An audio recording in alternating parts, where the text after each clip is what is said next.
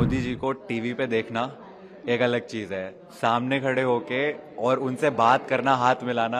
मैं तो चौंक गई थी कि उन्हें इतनी सारी चीज़ें पता हैं, तो इट वाज वेरी ओवरवेलमिंग। और यहाँ बहुत अच्छा लगा आके कि पहली बार हमारे देश के अंदर कंटेंट क्रिएटर्स को एडमायर करा गया है, उनको अवार्ड्स दिए गए हैं। All the best. इस बार हम 23 लोगों को मिला है। मैं चाहता हूँ अगली बार 1-0 बढ़ जाए, अवार्ड जीतने वालों में भी और खुद को नॉमिनेट करने वालों में भी। So all the best from Bahua. All the best. मेरा बड़ा मन किया कि मैं प्रधानमंत्री जी के साथ एक सेल्फी लूं और उन्होंने माना और हमने फोटो ली। हमने हमारा कंटेंट किस तरह से डिजाइन करना चाहिए इस पर काफी उन्होंने हमें गाइड किया। आज भारत पॉजिटिव कंटेंट बनाए हम, और ऐसा कंटेंट बनाए क्रिएट ऑन इंडिया ताकि the world likes our content. ये मैसेज दिया आज उन्होंने, which was I think very very inspiring. बहुत ही कम समय में बहुत ही अच्छा इवेंट ऑर्गेनाइज किया पूरी टीम ने, माई गॉफ की टीम ने भी और हर एक उनके टीम मेंबर्स ने, और जिसने बहुत सारे लाखों क्रिएटर्स को इंस्पायर किया खुद को नॉमिनेट करने के लिए। और उनके जो करोड़ों फॉलोअर्स थे उन्होंने भी इन लाखों इन्फ्लुएंसर्स को और कंटेंट क्रिएटर्स को अपने लिए, क्योंकि उनको पसंद करते थे, उनको उन्होंने नॉमिनेट किया। और उनमें से 23 अवार्ड्स आज मिले हैं, जिसमें से एक मुझे भी मिला है। So I think all of us are happy, और थोड़ी और रिस्पॉन्सिबिलिटी अब बढ़ गई है कि आगे से हम जो भी क्रिएट करेंगे वो इम्पैक्ट सोसाइटी तक और ज़्यादा लेवल पे पहुंचेगा। रेडियो प्राइम मिनिस्टर के दिल के काफ़ी करीब रहा है शुरू से ही, और उसका इम्पैक्ट क्योंकि उन्होंने जाना है। और एक जो कॉम्प्लीमेंट उन्होंने दिया स्टेज पर आते ही मुझे कि आरजे शब्द को आपने बहुत ज़्यादा फेमस किया, तो मैंने उनसे कहा कि आप भी एक आरजे हैं क्योंकि आप भी रेडियो पर प्रोग्राम करते हैं। तो उस पर वो हंसे और उन्होंने यही जवाब दिया। इनफैक्ट सारे क्रिएटर्स से उन्होंने यही बात की कि कैसे अलग अलग सब्जेक्ट से, अलग अलग कैटेगरी के कंटेंट से हम यूथ को इंस्पायर कर सकते हैं और जिम्मेदारी से उसे निभा सकते हैं, जिससे अगली बार जब ये अवार्ड्स दिए जाएं तो उसमें ज़्यादा से ज़्यादा संख्या में और भी लोग आ पाएं, खुद को भी नॉमिनेट करें और जीते भी। All the best. इस बार हम 23 लोगों को मिला है। मैं चाहता हूँ अगली बार 1-0 बढ़ जाए, अवार्ड जीतने वालों में भी और खुद को नॉमिनेट करने वालों में भी। So all the best from Bahua. All the best. तब सपने जैसा लग रहा है कि घर में बैठे बैठे वीडियोस बनाते हैं और उस वीडियोस के लिए यहाँ पे रिकॉग्निशन मिल रहा है कि प्रधानमंत्री जी खुद क्रिएटर्स को बुला करके, और मुझे cultural ambassador of the year मिला, जो कि सोची नहीं थी कभी। तो बहुत खुशी हो रही है, बहुत नर्वसनेस भी है और एक अलग जिम्मेदारी भी है कि मुझे और अच्छा करना है। मेरा बड़ा मन किया कि मैं प्रधानमंत्री जी के साथ एक सेल्फी लूं और उन्होंने माना और हमने फोटो ली। I think this entire event बहुत मजेदार रहा। राइट फ्रॉम प्रधानमंत्री जी का जो हमारे साथ इंटरेक्शन था, हमें उम्मीद नहीं थी कि हमें इतना समय मिलेगा। हमें लगा था कि हम आएंगे, अपना अवार्ड लेंगे और निकल जाएंगे। But prime minister ji, he was so encouraging, he wanted us to talk। तो हमें बात करने का मौका मिला और माननीय प्रधानमंत्री जी ने काफी चुटकुले सुनाए आज, और काफी स्पॉन्टेनियस, काफी उनका sense of humour was top notch today. And I think that made the event very very entertaining। हमने हमारा कंटेंट किस तरह से डिजाइन करना चाहिए इस पर काफी उन्होंने हमें गाइड किया। आज भारत पॉजिटिव कंटेंट बनाए हम, और ऐसा कंटेंट बनाए क्रिएट ऑन इंडिया ताकि the world likes our content. ये मैसेज दिया आज उन्होंने, which was I think very very inspiring. हमें न्यू इंडिया चैम्पियन का अवार्ड मिला है, और हम वीडियोस बनाते हैं, सोल्यूशन ओरिएंटेड वीडियोस बनाते हैं, क्योंकि प्रॉब्लम्स के बारे में बात करना काफ़ी आसान होता है, लेकिन उन पर सोल्यूशंस डिस्कस करना, कैसे हम 1% बेटर बन सकते हैं, ये काफ़ी सारे लोग नहीं करते हैं। वो प्रॉब्लम्स के ऊपर बस चर्चा करके छोड़ देते हैं।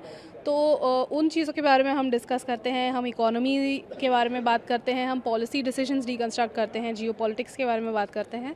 तो हम इस फील्ड में ऑपरेट करते हैं। लेकिन जिस तरह से आपको प्रधानमंत्री के द्वारा अवार्ड मिला है, पहली बार जो इस तरह का अवार्ड मिला है, कैसा लग रहा है? बहुत ही खुश हूँ मैं। स्पेशल बात ये थी कि हम वहाँ गए और प्रधानमंत्री हमें पूछ रहे हैं, हमसे कह रहे थे कि आप इतने सारे फैक्ट्स और फिगर्स कैसे डाल देते हैं वीडियो में, हमारे लिए तो काफ़ी ड्राई होता है लेकिन आप उसको बहुत इंटरेस्टिंग बना देते हैं। तो वो सुनकर काफ़ी मतलब मैं तो चौंक गई थी कि उन्हें इतने सारी चीज़ें पता हैं। तो इट वाज वेरी ओवरवेलमिंग। मुझे अवार्ड मिला है न्यू इंडिया चैम्पियन कैटेगरी में।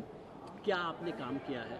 हम वीडियोस बनाते हैं पिछले 4 साल से। हमने 100 रीजन्स टू लव इंडिया इससे हमारी वीडियो जर्नी की शुरुआत की, जहां पर हम पूरा भारत घूम रहे थे, जहां पर हमने भारत के अलग अलग हिस्सों के बारे में, उनकी स्पेशलिटीज़ के बारे में, उनके खाने के बारे में, उनके कल्चर के बारे में, इतिहास के बारे में, लोगों के बारे में लोगों को जानकारी दी और वहाँ से हमारी जर्नी की शुरुआत हुई। कोविड के समय हम लोगों के लिए एजुकेशनल वीडियोस बनाने लगे ताकि उन्हें उनके आसपास क्या चल रहा है उनका सेंस बने, क्योंकि उस समय सब लोग घर ही बैठे थे और सब किसी को भी पता नहीं था कि क्या करना है।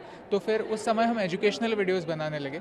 फिर धीरे धीरे अभी हम सोल्यूशन ओरिएंटेड कंटेंट बनाते हैं, क्योंकि हम देखते हैं कि हमारे आसपास कई सारे प्रॉब्लम्स हैं, लेकिन उनके ऊपर सोल्यूशन ढूंढने वाला हमें कोई दिखता नहीं है। तो अगर कोई दुनिया के किसी भी कोने में सोल्यूशन ढूंढ रहा है तो हम उन्हें ढूंढ के उनके बारे में कंटेंट बनाते हैं। वैसे ही तरीके से हम हमारे भारत की जो है वो नई छवि दुनिया के सामने लाते हैं, यानी जैसे कि UPI हो गया या फिर चंद्रयान हो गया, इन सारे विषयों के बारे में हम वीडियोस बनाते हैं ताकि हमारा भारत कैसे दिन ब दिन बदल रहा है, कैसे दिन ब दिन ग्रो हो रहा है, वो लोगों तक पहुंचे। और इसीलिए हमें न्यू इंडिया चैंपियन इस कैटेगरी में अवार्ड दिया गया है।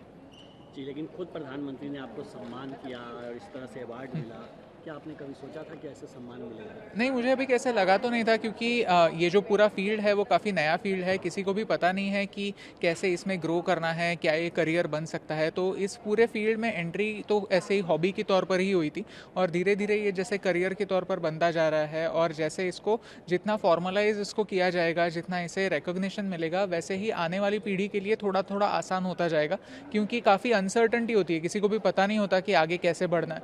बट जैसे PM सर ऐसे इतने बड़े मंच पर अगर अलग अलग सेक्टर्स के क्रिएटर्स को, जैसे फाइनेंस के, एनवायरनमेंट के, या फिर जैसे हमारे सेक्टर के क्रिएटर्स को अगर एक साथ लाकर उन्हें अवार्ड प्रदानित करते हैं, इतना पर्सनलाइज इंटरेक्शन करते हैं, तो ऐसे लगता है कि हाँ, इसमें भी स्कोप है, इसे हम एज अ करियर कंसिडर कर सकते हैं। यहाँ पर मुझे माइक्रो क्रिएटर्स में अवार्ड मिला है और मैं स्पिरिचुअल कंटेंट बनाता हूँ, गीता, उपनिषद और जितने भी हिंदू स्क्रिप्चर्स हैं।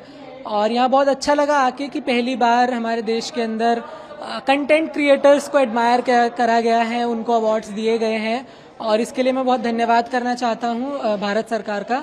और आज शिवरात्रि है, आज के दिन ये अवार्ड सेरेमनी हुई और ये हम सब के लिए बहुत ही खुशी का पल है। उन्होंने पूछा कि आप क्या कंटेंट बनाते हैं, तो मैंने उन्हें बताया और लोग जितने भी थे उनको डिस्क्राइब करा कि धर्म चक्र का क्या महत्व है और हमारे राष्ट्रीय जो एम्ब्लम है उसका क्या महत्व है और उसमें मैं कैसे कंट्रीब्यूशन कर रहा हूँ और क्रिएटर्स कर रहे हैं, तो इससे रिलेटेड सब बात है। सबसे पहले तो गेमिंग कैटेगरी को नेशनल रिकॉग्निशन मिली, उसके लिए थैंक यू सो मच।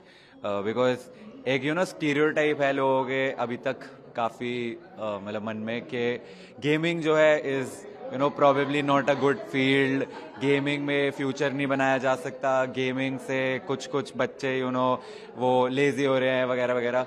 तो ऐसा कुछ नहीं है। गेमिंग इज़ अ फील्ड जहाँ पे एक गेम आपको बहुत कुछ सिखाती है, लाइफ लेसन वगैरह सिखाती है। फॉर एग्जांपल एक गेम जिसमें बहुत ज़्यादा मिस्ट्री पजल वगैरह होती है, उससे आप प्रॉब्लम सॉल्विंग स्किल्स वगैरह सीख सकते हो। एंड ऐसी मतलब एनालिटिकल थिंकिंग तुम्हारी इंक्रीज करती है, कॉग्निटिव थिंकिंग।